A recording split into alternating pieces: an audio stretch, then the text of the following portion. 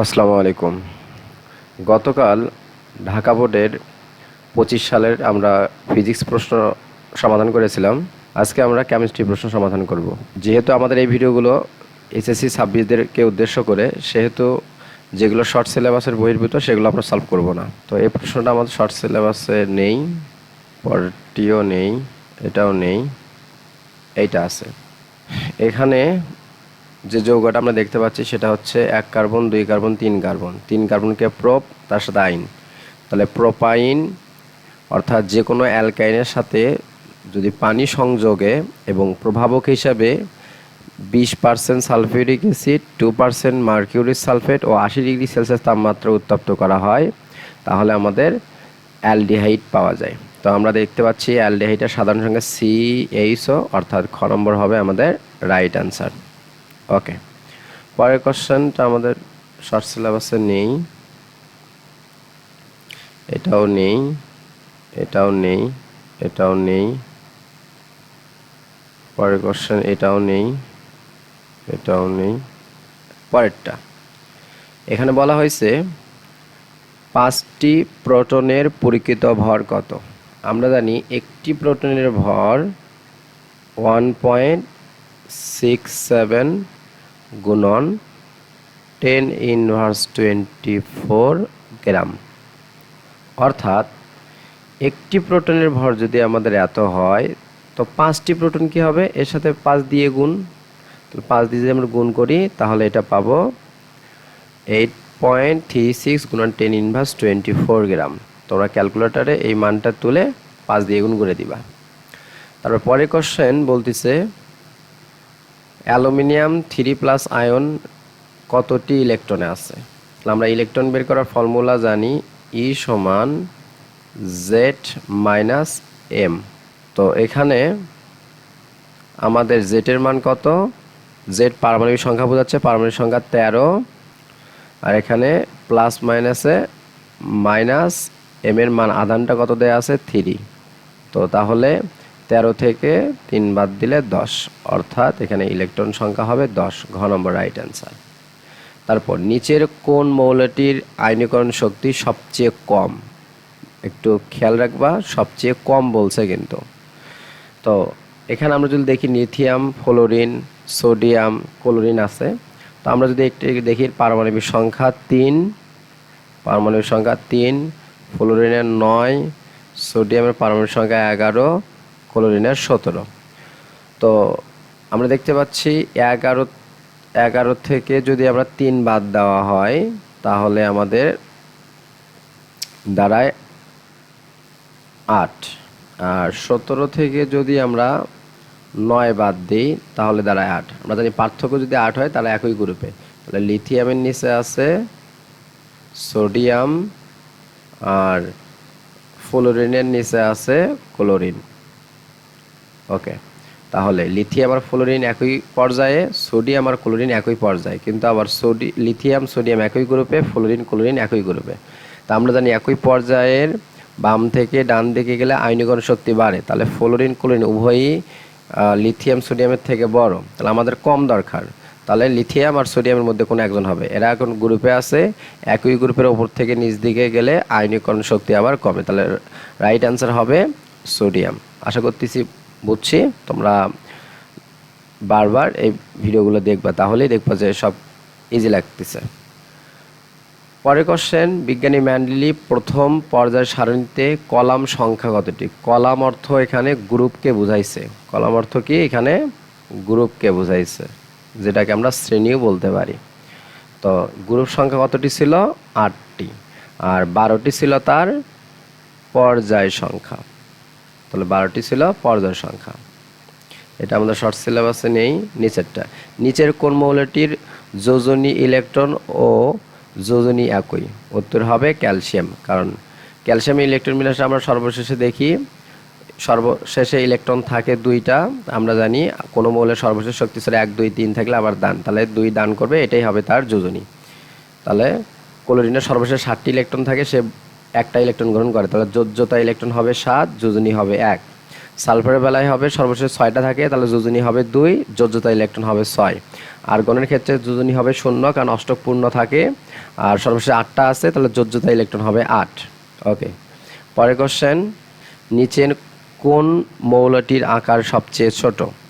আমরা দেখি ম্যাগনেসিয়ামের পারমাণবিক সংখ্যা 12, অ্যালুমিনিয়াম 13, ক্যালসিয়াম 20, পটাশিয়াম 19।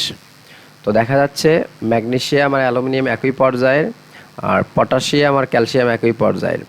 তো প্রথমে ম্যাগনেসিয়ামের পরে অ্যালুমিনিয়াম। ওকে, তারপর আমরা পাচ্ছি এদিকে পটাশিয়াম, ম্যাগনেসিয়ামের নিচে আমাদের ক্যালসিয়াম।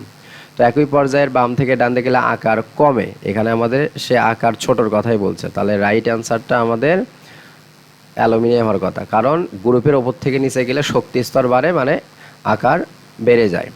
ওকে, রাইট অ্যান্সার অ্যালুমিনিয়াম।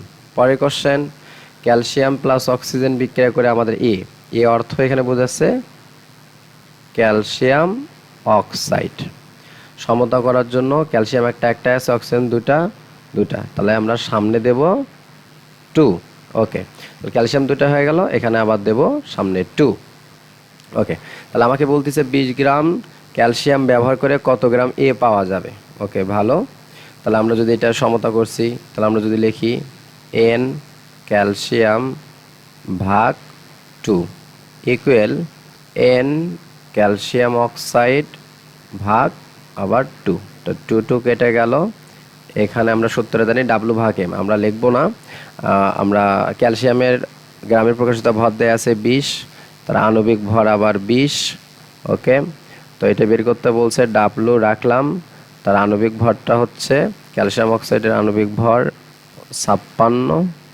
তো ডাব্লুর মান হবে 20 কেটে যাবে, ডাব্লুর মান হবে 56, তার মানে ঘ নম্বর হচ্ছে রাইট অ্যান্সার।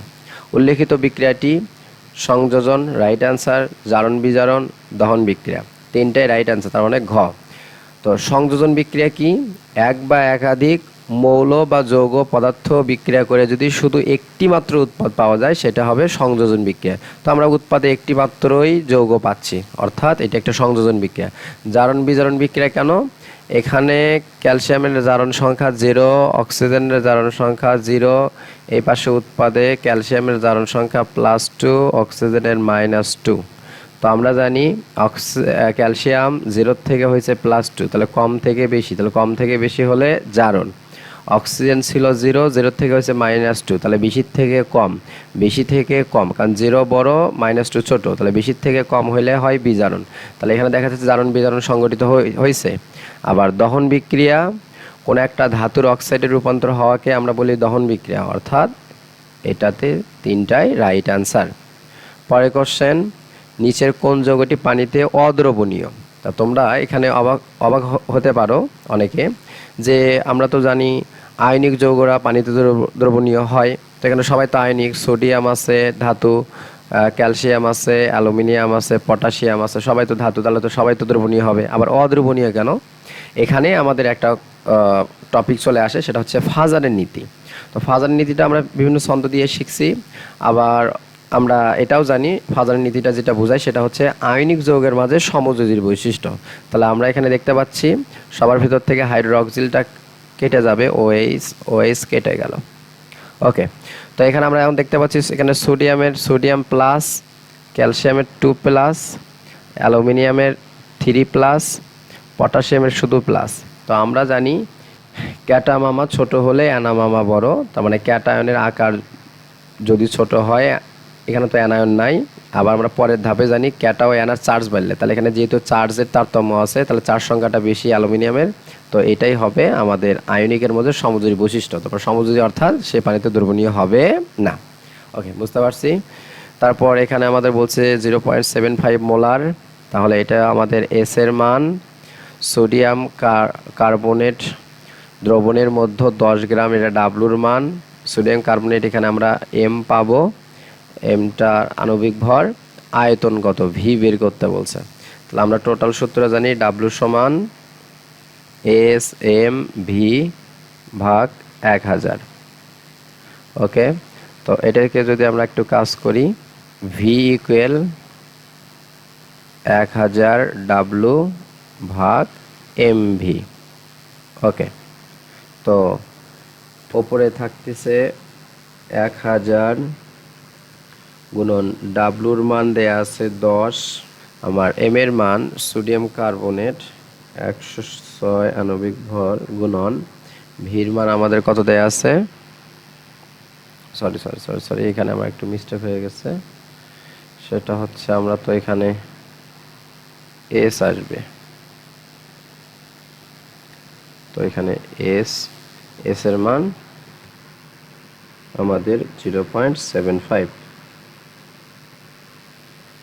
তাহলে আসতেছে 125.78। তাহলে আমাদের হবে গ নম্বরটা রাইট অ্যান্সার। পরের কোশ্চেন বলছে Na2H2O3 যৌগের সালফারের জারণ সংখ্যা কত? খুবই ইজি, তাহলে আমরা যৌগটা লিখব Na2H2O3। তো এখানে সোডিয়াম গ্রুপ 1 এর মৌল, তাহলে জারণ মান +1 আছে দুইটা, এজন্য +2। আমার যৌগের সালফারের বার করতে বলছে। ওকে, তাহলে অক্সিজেনের আমরা যদি অক্সিজেনের -2 জানি, তাহলে -2 তিনটা আছে, 3 দুগুণ 6। টোটাল জারণ মান যেহেতু 0, যেহেতু নিরপেক্ষ অবস্থায় আছে, তো এখানে +2 আছে আর এখানে -6 আছে, তাহলে এখন +6 যদি আমি করি, +6 -6 কেটে যাবে, তাহলে সালফারে যদি আমি +2 ধরি, তাহলে 2 দুগুণ 4 আর 2 6, তাহলে এখানে আমরা ধরবো +2, তার সাথে গুণন আছে 2, তাহলে এখানে +4 আর +2 +6 -6 কেটে যাবে, তাহলে সালফারের জারণ মান হচ্ছে +2। ওকে, তোমরা বারবার একটু দেখে নিও, তাহলে সহজ লাগার কথা। তারপরে এটা আমার শর্ট সিলেবাসে নাই, এটাও নাই, এটা আছে। তো বলছে এই যৌগটির নাম কি? তো আমরা জানি নামকরণের ক্ষেত্রে যেদিক থেকে আমাদের দ্বিবন্ধন অথবা 3 বন্ধন নিকটে হবে, তাহলে আমরা এখানে যদি 1 কার্বন 2 কার্বন 3 কার্বন 4 কার্বন, দ্বিবন্ধন 2 কার্বনে ভর্তিছে, এই পাশ থেকে যদি গণনা করি 1 2, তো এই পাশ থেকে আমাদের 2 নম্বর কার্বনে আমাদের দ্বিবন্ধনটা ভর্তিছে, তাহলে আমরা গণনা করি 1 2 3 4।